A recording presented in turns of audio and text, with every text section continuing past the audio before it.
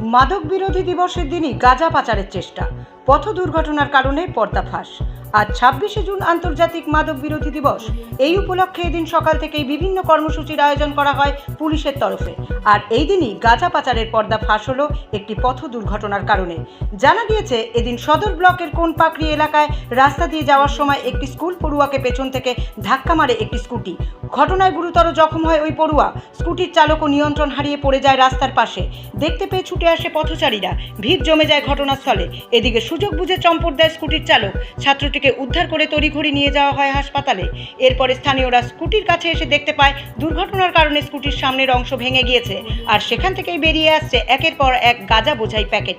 স্থানীয় বাসিন্দারা পুলিশকে খবর দিলে পুলিশ এসে স্কুটিটি উদ্ধার করে নিয়ে যায়। পুলিশ পুরো ঘটনার তদন্ত শুরু করেছে বলে জানা গিয়েছে। এই কিছুক্ষণ আগে ওই একটা স্কুটি একজন পথচারীকে লাগা দিয়েছে, লাগা দেওয়ার পরে যাওয়ার পরে লোকজন ছুটে আসে। ছুটে যে আমরা দেখি যে ওই স্কুটির মধ্যে টোটাল গাঁজা দিয়ে ভর্তি করা আছে এবং ড্রাইভার যে সে পালিয়ে গেছে, তাকে ধরা যায়নি বৃষ্টির জন্য, সে চলে গেছে। তারপরে আমরা কোতোয়ালি থানায় ফোন করি, কোতোয়ালি থানায় পুলিশ আসে গাড়িটাকে সিজ করে এখন রাখে। এখন ওরা কী করবে ওদের ব্যাপার, এখন নিয়ে যাবে। যার অ্যাক্সিডেন্ট কি আহত হয়েছে? একজন আহত হয়েছে, খুব গুরুতর, পাটা বোধা ভেঙে গেছে। কোথায় হসপিটাল রাখা হয়েছে, সেই হসপিটালে তাকে এখন ডাক্তারের কাছে নিয়ে যাওয়া হচ্ছে, তার চিকিৎসা চলতেছে। কখন ঘটনাটা ঘটছে? ঘটনাটা কটা হবে তখন 10:30 11টার মধ্যে আনুমানিক বৃষ্টি পড়তেছিল সেই সময়। গাড়ির মধ্যে কি দেখলেন? গাড়ির মধ্যে গাঁজা দিয়ে ভর্তি আছে, টোটাল গাড়িটা সুন্দর করে গাঁজা সেট করা আছে। গাড়িটা যখন অ্যাক্সিডেন্টে পড়ে যায় তখন ভাঙে যায়, তখন সবাই দেখতে পায় যে ওর মধ্যে গাঁজা দিয়ে ভর্তি। এই এলাকাটার নাম কি? কোনপাগিরি, টাঙ্গাপাড়া। আপনার নাম?